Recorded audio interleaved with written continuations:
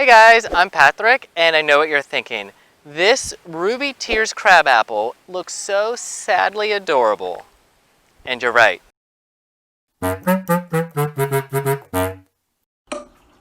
Welcome back to Plant Something Sunday, where this Sunday I am going to plant this weeping Ruby Tears Crabapple tree.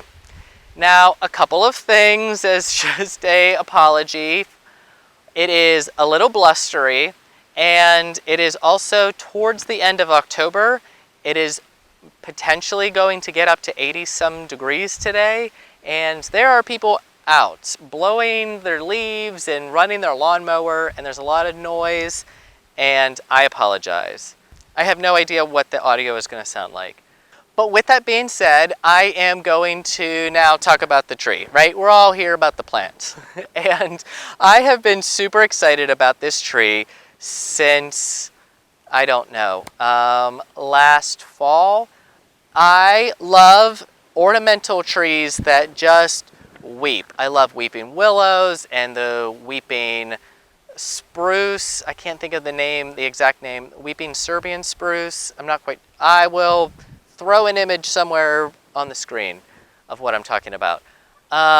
There are weeping shrubs like lemon thread, and I just sort of love it all. And I think it just adds a whole lot of character. They're just super unique, and they add a very cylindrical type of structure that's uniform to the garden space. And of course this one stuck out to me because why, right? It has purple green foliage, and I sort of am like a broken record with it, but I think I am getting better at documenting how, depending on how the light throws itself, you can just visually look at your landscape and it will look this way, and then the sun shifts and it looks a different way. And not because of shadows, it's just the way the light is bouncing off of the different types of pigments in the colors. And nothing does this more dramatically than that purple-green pairing with them being, complementary colors. It just, something speaks to me about it, and I can't really explain it. But that's what made this stick out to me beyond the weeping structure. Now, exciting news for my Zone 4 gardening friends. This plant is something you can work with. It is hardy down to -30 degrees. And I believe everyone up to Zone 7 can play around with this in their garden space. It's not a particularly big tree. It maxes out at about 14 feet wide in circumference and just 9 feet tall. Even with trimming and pruning and maintenance, this is something that's very manageable for the average gardener. What's exciting about the Ruby Tears Crabapple is that it blooms this pink flower, and it continues for a long bloom cycle in the spring. So as we know from a prior Plant Something Sunday from about 2 months ago, there is a snow flowering crabapple tree maybe about 18-20 feet away from here, and they're both positioned to be relatively close and adjacent to where my apiary is because we want to be kind to our pollinators. We're bringing food to them. Especially in the heat of the summer, the more work and the more laborious the process is to collect the resources to create their reserve for us to harvest from. A honeybee only lasts in the worker cycle for about 40 days after emerging from its brood comb, right? So to extend that, we either cool the temperatures down, they have enough food that they're living off of where they're not needing to forage as far away, or we just bring things a little bit closer to them. And outside of just bringing this extended blooming tree closer to them for the early spring as they kick into high gear, it gives them a little head start on creating their reserve.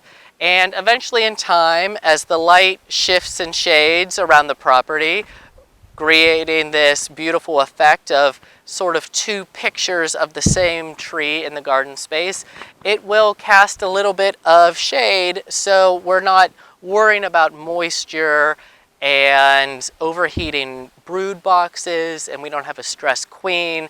And all of our pollinators that we work with intentionally, that work with us in return, just get a little bit of an easier break, right? We make happy bees, we get happy honey. That's just how it is. So I got off on a little tangent about our pollinators and what I'm thinking about them by planting this tree. But now that I've done that, I think it's time to get this tree into its new home. So let's get to work.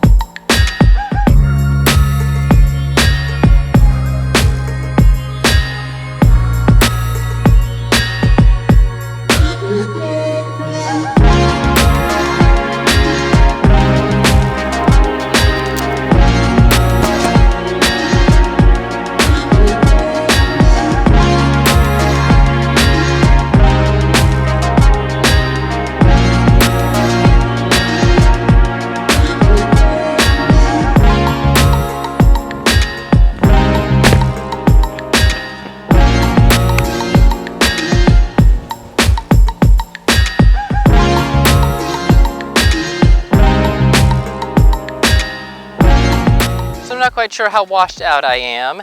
It is a weird time of day with the light, even though I'm seeing a lot more of the darker pigments of these leaves. So just to recap, what I was doing with planting this is I dug my little hole and I put down some of the vegetation from the sod area of the area down as a nutrient, plus my little biotone to help fertilize, because as I mentioned last week, I know it's autumn. I know that everything is winding down, but it's days like today where it's winding down, but it also gets suddenly really hot. So that starts to just jump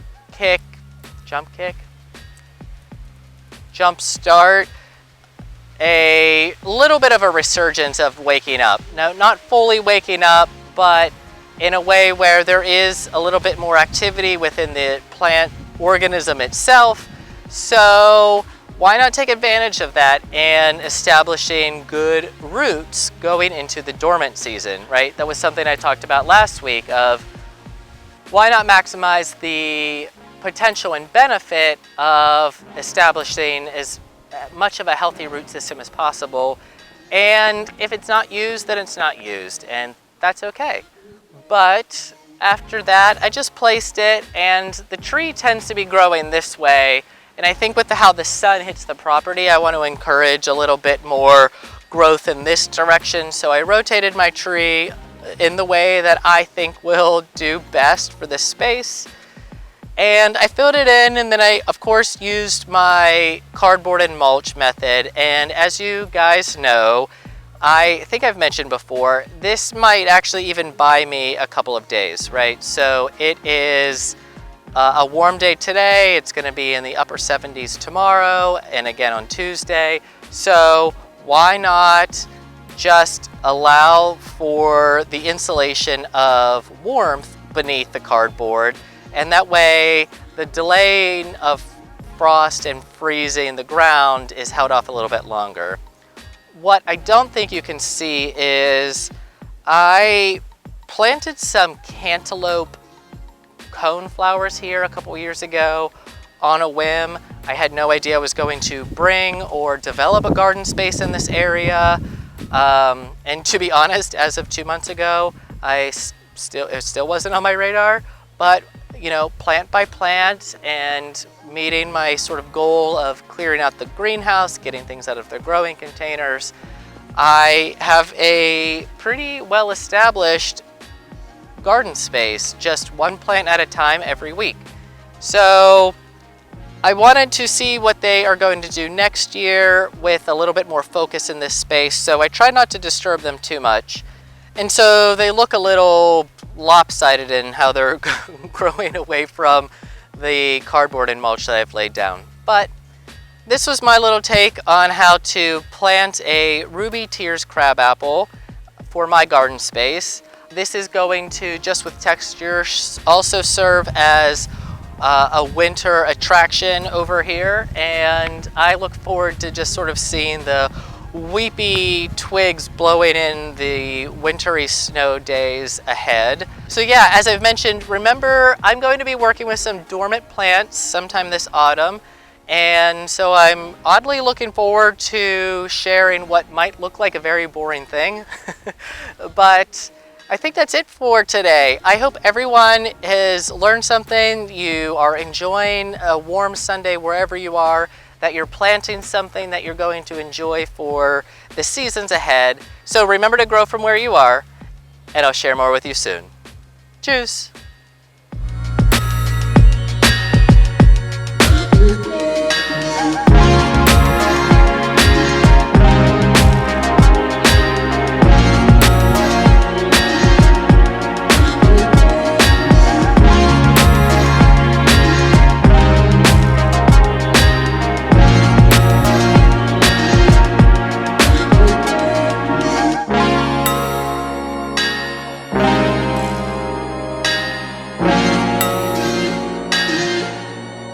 Good day.